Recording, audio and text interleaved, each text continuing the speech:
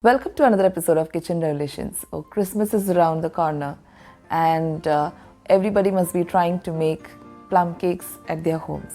So today we're going to make something special. It is Christmas special plum cake which is eggless and which does not require soaking.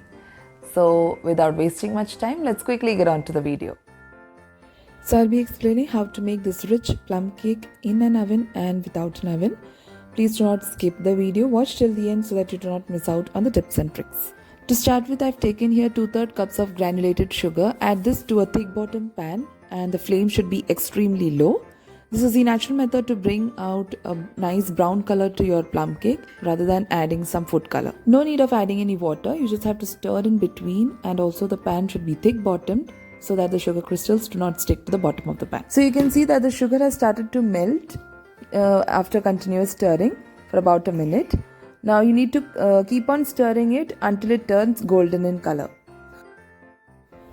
Once it starts to bubble, you need to be extremely careful. Keep on stirring, switch off the flame and then add in half glass of water. While adding water, you need to be extremely careful. Please stand at a distance so that the bubbles don't land on your hand and cause burns. Once you have finished adding water, switch on the flame again and continue stirring until it comes to a boil. Once the syrup has boiled for about a minute, switch off the flame and allow it to cool down. Next, we'll add in the required dry fruits. Here I'm taking 1 tablespoon of chopped cherries, 1 tablespoon chopped cashew nuts, 1 tablespoon of red, green, yellow and orange tutti frutti each. All these dry fruits are not required. You can increase or decrease depending upon your liking.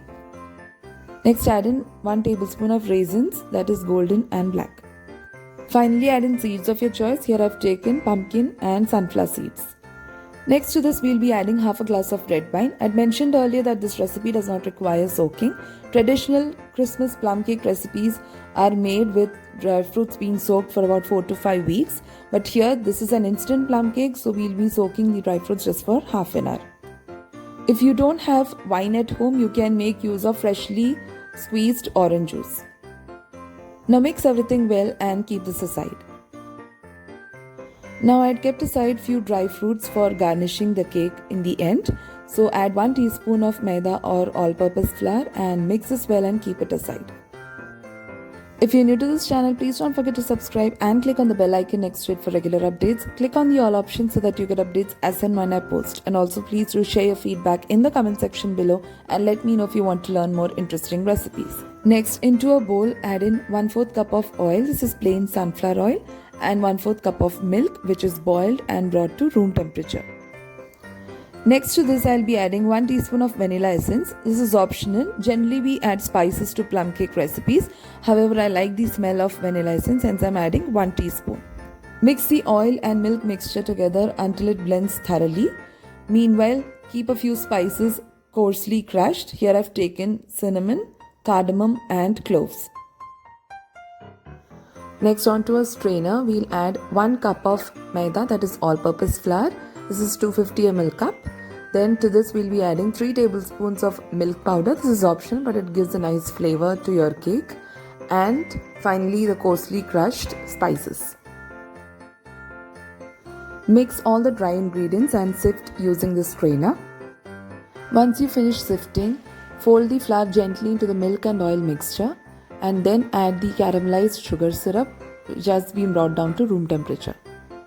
For all those who have not watched my instant and viral wine recipe, please do try it out for this Christmas and do share your feedback in the comment section. So while the mixing happens, let's preheat the oven. I'm going to set the temperature at 160 degrees Celsius with both the rods and fan on for 10 minutes. Next, coming on to the cake batter, we'll add the soaked dry fruits. Use a strainer to add the dry fruits. Please do not add it along with the juice. We'll add juice later if you feel the batter is slightly tight. Now gently fold the dry fruits into this batter. Please do not overmix.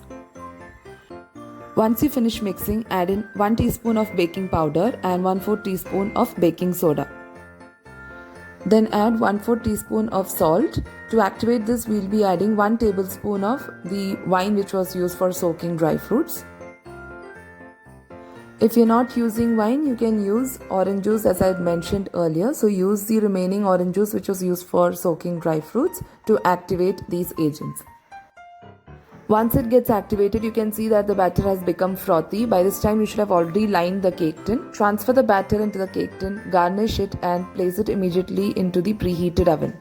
I have created 2 playlists where you can bake cake in an OTG as well as an oven. If you do not have an oven or an OTG, you can also bake this on a stove. If you're baking this cake on a gas stove, preheat a vessel layered with some salt and then place the cake tin and bake for about 60 to 70 minutes. Gently tap the cake tin to release air bubbles if any, and then add the dry fruits which you had reserved earlier. Bake this cake at 160 degrees Celsius for 60 minutes and then check, and if needed, continue baking. You will notice that this cake has not risen much. This is because it is loaded with dry fruits and hence it doesn't rise much and turns out to be a dense cake. So you can see that the cake has turned out to be super moist. It has come out of the cake tin and the parchment paper is also coming out clean.